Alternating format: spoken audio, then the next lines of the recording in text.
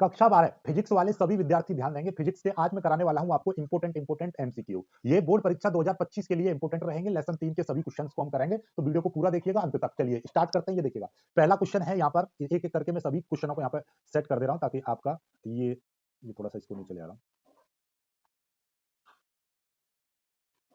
ये देखिएगा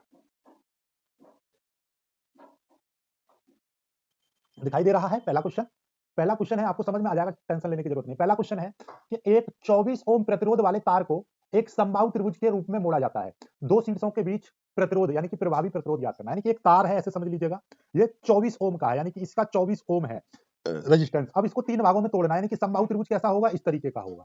ठीक है, अब इस तार को ही यदि मैं, ये तार है और इसको मैं इस रूप में मोड़ दूं, तो इसका मतलब क्या है कि इसको तीन भाग, यानी तीन इसके बराबर बराबर भाग बन जाएंगे। तो इसका एक भाग का कितना, 8 ओम हो जाएगा। इसका भी 8 ओम प्रतिरोध, इसका भी 8 ओम, तभी तो जाकर ये बैठेगा। तो इसका मतलब क्या है कि यहाँ पर इसका जो प्रतिरोध रहेगा वो 8 ओम रहेगा, यहाँ पर भी इसका प्रतिरोध रहेगा वो 8 ओम रहेगा, और यहाँ पर भी प्रतिरोध इसका रहेगा वो भी आपका 8 ओम रहेगा। इसके नाम दे दो ए, बी और सी। अब किन्हीं भी दो के बीच में, यानी कि मैं मान लीजिए ए और सी के बीच में निकालना चाह रहा हूं प्रतिरोध, या ए बी और सी किसी के बीच निकाल। जब भी कभी भी त्रिभुज टाइप का रहता है, तो उसके लिए शॉर्ट ट्रिक भी मैं आपको बताऊंगा, पहले समझ लो चीजें। हमको इसके बीच चाहिए, तो हमको क्या करेंगे, पहले इन दोनों को श्रेणी क्रम लगाएंगे। तो ये दोनों जब श्रेणी क्रम में लगाएंगे तो कितना हो जाएगा, श्रेणी क्रम लगाएंगे तो इनका प्रतिरोध हो जाएगा 8 + 8 कितना, 16 ओम हो जाएगा। अब ये 16 ओम, यानी कि इन दोनों का श्रेणी क्रम और इसके साथ समांतर क्रम लगा देते हैं। तो समांतर क्रम निकालने के लिए, यानी कि आर ए सी, ए और सी के बीच में प्रतिरोध निकालेंगे, तो डायरेक्ट ये कितना है, 16 इंटू ये कर देंगे 8 और बट्टे कितना कर देंगे, 16 + 8। क्यों, क्योंकि हमको क्या करना है, ये दोनों श्रेणी क्रम में, तो इन दोनों का टोटल मिला के कितना प्रतिरोध हो जाएगा, इनका हो गया 16 ओम। ठीक है, और ये वाला 8 ओम, तो ये 16 और 8 कैसा है, समांतर क्रम हो जाएगा। समांतर क्रम का डायरेक्ट फॉर्मूला 16 इंटू 8 बट्टे 16 + 8, ये हो जाएगा। इसको सॉल्व करेंगे तो ये कितना हो जाएगा, 16 इंटू 8 बट्टे नीचे 8 और 16 24 हो जाएंगे। 8 से हम काट देंगे, 8 3 24, तो डायरेक्टली कितना आ गया, 16 बट्टे 3 इतने ओम आ गया। अब ये हो गया, इसका राइट आंसर कौन सा है, ये देखिएगा, ये इसका राइट आंसर हो जाएगा। ठीक है, अब एक और शॉर्ट ट्रिक समझ लो, समबाहु त्रिभुज। देखिए शॉर्ट ट्रिक समझ लीजिएगा, जब भी कभी भी त्रिभुज में बराबर प्रतिरोध, यानी कि त्रिभुज की बात कर रहा हूं, त्रिभुज में बराबर प्रतिरोध हो, ठीक है, बराबर प्रतिरोध हो, तब किन्हीं भी दो बिंदु के बीच, जो प्रतिरोध होगा, हमेशा याद रखिएगा, तो वो किन्हीं भी दो बिंदुओं के बीच में प्रतिरोध होगा, वो होगा 2/3 इंटू जो भी एक भुजा का प्रतिरोध, ठीक है, एक भुजा का प्रतिरोध। जैसे यहाँ पर क्या है, 2/3 और एक भुजा का प्रतिरोध कितना है, 8 है, 8, ये हो गया उत्तर, 8 दूनी 16, 16/3 ओम। बात समझ में आई या नहीं आई, अच्छे से क्लियर होगी चीजें। चलिएगा आगे बात समझ में, यहाँ से देखिएगा, ऐसे कर रहा हूँ, इन क्वेश्चनों को नीचे लेकर चल रहा हूँ, तब आपको अच्छे समझ में आ जाएगा। ठीक है, यहाँ से कट गया और मैं नीचे ले आ रहा हूँ इसको। ठीक है, ये आ गया दूसरा। अब देखिएगा,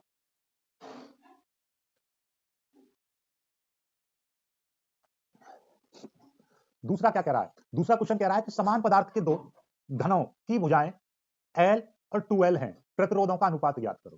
देखिएगा, प्रतिरोधों का अनुपात ज्ञात करना है, जबकि यहाँ पर क्या है, घन की भुजा। जब कोई भी घन की बात कर जाए तो वहां पर प्रतिरोध के लिए फॉर्मूला कौन सा लगाते हैं, हम लगाते हैं, देखिएगा घन कैसा होता है, इस तरीके का रहेगा। ठीक है, इस तरीके का रहेगा। ठीक है, अब इसकी भुजा, यानी इसकी प्रत्येक भुजा कितनी है, L है, और एक दूसरा घन है जिसकी भुजा 2L है। बात समझिएगा। ठीक है, अब ऐसे समझ लो, इनके जो प्रतिरोध, जैसे घन की बात आ जाती है तो वहां पे प्रतिरोध हम विशिष्ट प्रतिरोध की तरह निकालते हैं, यानी कि आपका R बराबर क्या होगा, नॉर्मली हमारा जो फॉर्मूला होता है, रो बराबर RA/L, ये होता है। ठीक है, RA/L रो बराबर।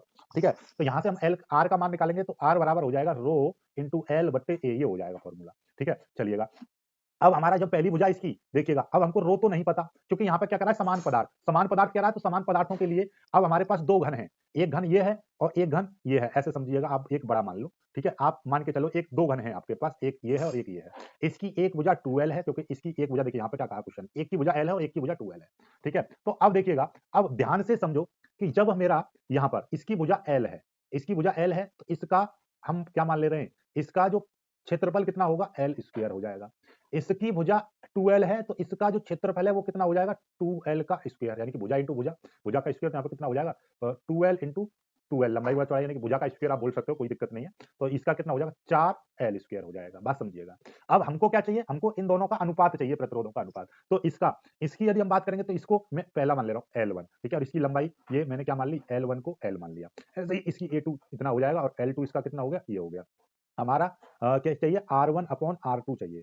तो R1 का फॉर्मूला क्या हो जाएगा, इसके अकॉर्डिंग रो L1/A1, और ये कितना हो जाएगा, रो L2 अपॉन A2 इस तरीके से। अब रो से रो कट जाएगा, समान पदार्थों की बात चल रही है तो इसकी मल्टीप्लाई इसमें और इसकी मल्टीप्लाई इसमें कर देंगे तो क्या हो जाएगा L1 A2 upon A1 L2 ये हो जाएगा। चलिएगा L1 का मान कितना है, L1 का मान L है, L1 का मान कितना है L है इंटू और A2 का मान कितना है 4L स्क्वायर, कितना 4L स्क्वायर। A1 का मान कितना है L स्क्वायर है इंटू और L2 का मान कितना है L2 का मान है L2 का मतलब 2L है। ओके, अब इसको हम काटें देखिएगा, अब आपको L स्क्वायर से L स्क्वायर कट गया, L से L कट गया तो कितना आ गया 4/2 आ गया, 2 से इसको काट देंगे 2 दूनी 4 2/1 यानी कि 2:1 आ गया। बात समझ रहे हो नहीं समझ रहे? अब इसमें रो में ध्यान से समझ लीजिएगा, ये जो यहाँ पर रो था ये रो में 1 2 क्यों नहीं लगाया, क्योंकि भाई रो से क्योंकि समान पदार्थों के लिए दोनों के लिए रो का मान बराबर रहेगा। यानी विशिष्ट प्रतिरोध पदार्थ पर निर्भर करता है, तो पदार्थ का जो मान जो है बराबर है दोनों के लिए तो विशिष्ट प्रतिरोध बराबर रहेगा, लंबाई बढ़े या घटे कोई फर्क नहीं। तो 2:1 है, कोई ऑप्शन 2:1 है? 2:1 this is the right answer. ठीक है, चलिए आगे बढ़ते हैं। अगला क्वेश्चन ऊपर से लेना पड़ेगा हम, तीसरा है? तीसरा प्रश्न ही नहीं है क्या? तीसरा, एक सेकंड, तीसरा प्रश्न हमारे पास पीडीएफ है, 2 के बाद तीसरा प्रतिरोध। हाँ,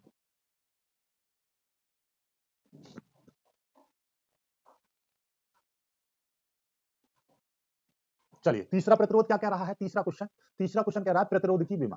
अब भाई प्रतिरोध की विमा आपको बतानी है, बहुत ही सिंपल है, नहीं समझ में आ रहा है कोई दिक्कत वाली बात नहीं है। देखिए जब भी कभी भी आपको मान लीजिए आप प्रतिरोध, पहले तो आप प्रतिरोध का फॉर्मूला देखिए, V बराबर नॉर्मली आपने आई आर पढ़ा होगा, तो यहाँ से R बराबर क्या हो जाएगा V अपॉन आई। ठीक है, अब आपका देखिएगा नहीं पता, V का फॉर्मूला भी नहीं पता, आई नहीं रहने दीजिए कोई दिक्कत नहीं है। V का फॉर्मूला, V की विमा नहीं पता यानी कि ये क्या है यहाँ पर विभव है। अब आपको विभव की भी विमा नहीं पता तो विभव का भी फॉर्मूला खोल लो, विभव बराबर क्या होता है W अपॉन क्यू। अब इसका भी आपको फॉर्मूला नहीं पता, इन द केस आप ये भी चीज भूल जाओ तो F इंटू डी आप ऐसे लिख सकते हो और Q लिख सकते हो। अब आप मेरे को एक चीज बताइए, क्या F का नहीं पता आपको विमा ML T-2, D क्या है दूरी है तो इसका L। ठीक है, ये इस तरीके से आपने लिख दिया। ठीक, और नीचे Q की विमा क्या होती है AT। ठीक है, क्या होती है AT।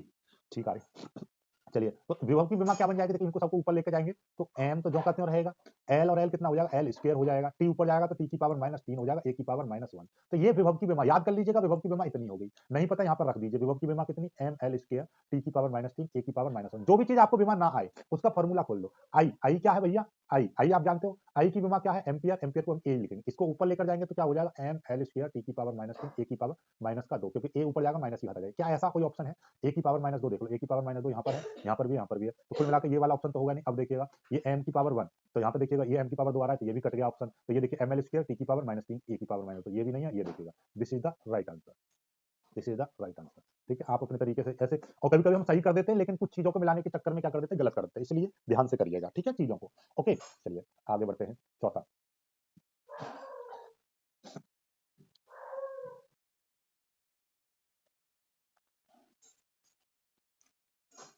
चौथा क्वेश्चन देखिएगा, चौथा क्वेश्चन क्या कह रहा है कि दो प्रतिरोध, एक R है एक 2R है, एक वैद्युत प्रतिरोध वैद्युत परिपथ में समांतर क्रम में जुड़े हैं, R और 2R में उत्पन्न ऊष्मीय ऊर्जा का अनुपात बताओ। ये देखिएगा, इनका पहले अनुपात देख लो, क्या है R रेसो 2R, R से R कट जाएगा, कितना आ गया 1/2, इसी रेशो को उलट देते हैं। ठीक है, ये प्रतिरोध का अनुपात है, क्या है ये प्रतिरोधों का अनुपात है, इसको जब हम उलट देते हैं तो इसका मतलब ऊर्जा, ऊष्मीय ऊर्जा, ध्यान से समझिएगा, ऊष्मीय ऊर्जा का अनुपात होता है R2/R1, यानी कि R2 का मान यहाँ पर कितना है 2R है और R1 का मान कितना है R है, R से R कट जाएगा 2/1, यानी कि इसी का उल्टा कर देते 2/1 अनुपात, 2/1 रेशो आ जाएगा। ठीक है, तो बात समझ में आ गई, अच्छे से नहीं आई, ठीक है, डायरेक्टली फॉर्मूला होता है, आप इसको कर सकते हैं। आगे अगला क्वेश्चन देखिए, पांचवा क्वेश्चन तो यहीं पर करा देंगे, इलेक्ट्रॉनों का कौन सा अभिलक्षण धारा के प्रवाह को निर्धारित करता है। धारा का प्रवाह केवल अपवाह वेग, केवल तापीय वेग, अपवाह वेग तथा तापीय वेग दोनों, ना तो अपवाह वेग ना तापीय वेग। देखिए धारा का जो चालक में धारा का जो प्रवाह होता है वो अपवाह वेग के कारण होता है, अपवाह या फिर यहाँ पर बोल सकता है वो अनुगमन वेग। ठीक है, कोई भी option they they, this is the right answer. ठीक है, ये चीज आपको पता होनी चाहिए। ऐसा क्यों, देखिएगा क्योंकि जब कोई चालक होता है, नॉर्मल चालक होता है तो उसमें बहुत सारे मुक्त इलेक्ट्रॉन होते हैं जो कि अनियमित गति कर रहे होते हैं। ठीक है, नॉर्मली तो उसमें क्या होता है कि अनियमित गति कर रहे होते हैं तो उनके जो वेग को हम तापीय वेग कहते हैं, तो इसके कारण वेग नहीं बैठे, धारा नहीं बहती, धारा तब बहती जब हम इस पर विभव लगा देते हैं कोई, तो ये क्या करते हैं, ये सभी मुक्त इलेक्ट्रॉन एक निश्चित दिशा में चलने लगते हैं, यानी कि एक पॉजिटिव सिरे की ओर एक औसत निश्चित वेग से चलने लगते हैं, उस औसत निश्चित वेग को ही हम अनुगमन वेग कहते हैं। क्या कहते हैं, अनुगमन वेग। तो उसी अनुगमन वेग से हमको पता चलती है कि धारा किधर जा रही है। बात समझ रहे हो नहीं समझ रहे हो, ठीक है, ठीक, तो ये हमेशा पॉजिटिव सिरे की तरफ चलेंगे और धारा इसके विपरीत दिशा में चलती है। ठीक है, चलिए आगे छठा क्वेश्चन देखेंगे। छठा क्वेश्चन यहाँ से नीचे लेकर चलते हैं, यहीं पे सोल्व करेंगे, ठीक है।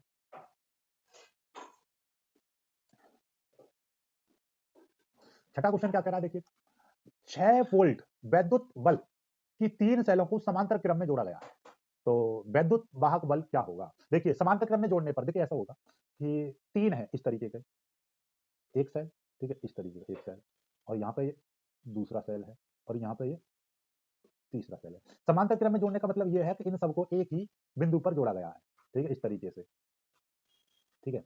और ध्यान से समझ लीजिएगा समांतर क्रम में क्या है, जब ये ए और बी यानी कि तीनों को एक ही उसमें एक ही समांतर क्रम में जोड़ते हैं, तो जो भी एक विद्युत बल का मान होगा वही सबका होगा, यानी कि इस संयोजन में क्या होगा, ये तो पॉइंटों के बीच में फिक्स समांतर क्रम में जुड़े हुए हैं, तो इसका मतलब इन दोनों के बीच का जो विभव है वो दोनों का बराबर होगा, क्योंकि जब तो आपने समांतर क्रम श्रेणी क्रम पढ़ा होगा तो बताया होगा कि जब समांतर क्रम होता है उसमें क्या होता है, विभव चेंज नहीं होता, लेकिन जब श्रेणी क्रम होता है तो फिर इनको सभी को जोड़ देते हैं, जब इस तरीके से ये जुड़ा होता, ठीक है, इस तरीके से ये सब जुड़े होते श्रेणी क्रम में, तब हम 6 या 18 ओम हो जाता, ठीक है। चलिएगा, तो this is the right answer, 6 ओम भी रहेगा, ठीक है।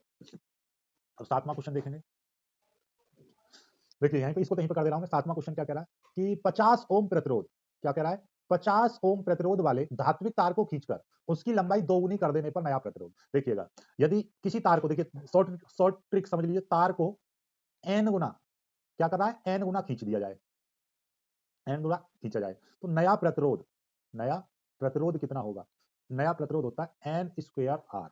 ये पुराना प्रतिरोध है, ये कितने गुना खींचा गया है, यहाँ पर उसको कितने, देखिएगा कितने गुना खींचा गया है, तार को उसकी लंबाई के 2 गुना खींचा गया है, तो 2 का स्क्वायर इंटू प्रतिरोध कितना था, 50 ओम था पुराना प्रतिरोध, 50 लगा दिया, तो 2 दूनी कितना हो जाएगा 4, और 4 की गुणा हम 50 में कर देंगे तो कितना हो जाएगा 200, 520 यानी कि 200 ओम। क्या है ऑप्शन, ये रहा 200 ओम इज द राइट आंसर, ठीक है, 200 ओम।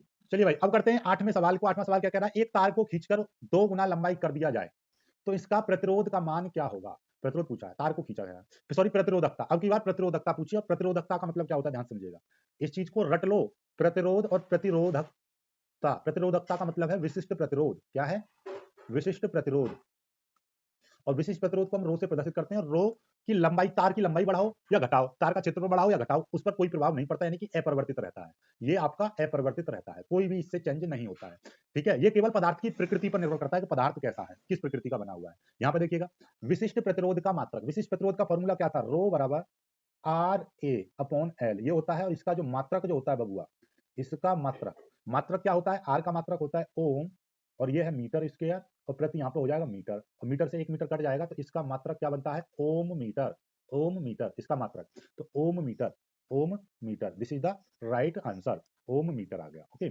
चलिएगा 10वां क्वेश्चन, एक बेलनाकार चालक की चालकता यानी कि विशिष्ट प्रतिरोध और विशिष्ट चालकता का गुणनफल। देखिएगा आपको एक चीज बताइए, यहाँ पे देखिएगा विशिष्ट चालकता, ये है प्रतिरोधकता यानी कि विशिष्ट प्रतिरोध, ठीक है, विशिष्ट प्रतिरोध इंटू, और यहाँ पे है विशिष्ट चालकता, विशिष्ट चालकता, विशिष्ट चालकता बराबर होता है, देखिएगा यह है विशिष्ट चालकता, और विशिष्ट चालकता क्या होती है, विशिष्ट चालकता को हम बोलते हैं एक बट्टे विशिष्ट चालकता जो होती है वो 1 बट्टे विशिष्ट प्रतिरोध होता है, विशिष्ट प्रतिरोध होता है, और इंटू इंटू हम किसके साथ कर रहे हैं, इसको विशिष्ट प्रतिरोध के साथ ही मल्टीप्लाई कर रहे हैं, तो विशिष्ट प्रतिरोध कट जाएगा, तो यहाँ पे केवल 1 बचेगा, मतलब क्या है, इन दोनों का विशिष्ट प्रतिरोध और विशिष्ट चालकता का गुणनफल कितना आता है, 1 आता है कांस्टेंट, तो इस पे से ना तो वो ताप पर निर्भर करेगा, ना पदार्थ पर, ना किसी चीज पर, तो वो इनमें से कोई नहीं, इनमें से कोई नहीं, तो ये इसका राइट आंसर हो जाएगा, क्योंकि उसका जो गुणनफल है अपने आप में ही कांस्टेंट रहेगा, वो कभी भी किसी चीज पर निर्भर नहीं करेगा। अब विशिष्ट चालकता का मात्रक, देखिए ये चीज आपको पता होना चाहिए, जो विशिष्ट प्रतिरोध का ओम इनवर्स मीटर इनवर्स, तो ये इसका राइट आंसर है, ये तो आपको पता होना चाहिए, और इनका विमीय सूत्र भी भैया रट लो, और विशिष्ट प्रतिरोध का इसका भी विमीय सूत्र, ठीक है। चलिए आगे, किसी चालक का प्रतिरोधकता निर्भर करती है, किसी चालक की प्रतिरोधकता निर्भर करती है, किस चीज पर निर्भर करती है प्रतिरोधकता, प्रतिरोधकता यानी कि रो किस चीज पर निर्भर करती है ये आपको बताना है, तो इसका जो राइट आंसर है केवल पदार्थ की प्रकृति पर, ठीक है, पदार्थ की प्रकृति पर, यानी कि पदार्थ किस चीज का बना है, तो पदार्थ की प्रकृति यानी कि पदार्थ पर, ठीक है, केवल पदार्थ का मान किस चीज का है, कि कॉपर का है, एल्यूमिनियम का है, उस तरीके से, ठीक है। आगे, किसी तार का विद्युत प्रतिरोध 500 ओम है, इसकी चालकता आपसे पूछी है, तो देखिएगा चालकता, चालकता का फॉर्मूला होता है 1 बट्टे आर यानी कि विद्युत प्रतिरोध, 1 बट्टे ये कितना है 500, और जब 500 का इसमें भाग करेंगे, देखिए कैसे करेंगे भाग, सिंपल सी बात है, एक में जब 500 का भाग करेंगे, ना जाने की जीरो, पॉइंट लगाया, एक जीरो, फिर ना जाने की जीरो, फिर एक जीरो बढ़ाएंगे, फिर ना जाने की जीरो, फिर एक जीरो बढ़ाएंगे, और 500 दूनी 1000 यानी कि 0 पॉइंट, ये this is the right answer, ठीक है, this is the right answer, ठीक है। आगे, ये क्या कह रहा है कि अनुगमन वेग Vd तथा वैद्युत क्षेत्र E में कौन सा निर्भरता है, कि भैया जो अनुगमन के वेग होता है वो वैद्युत क्षेत्र पर निर्भर करता है। This is the right answer. ठीक है, ये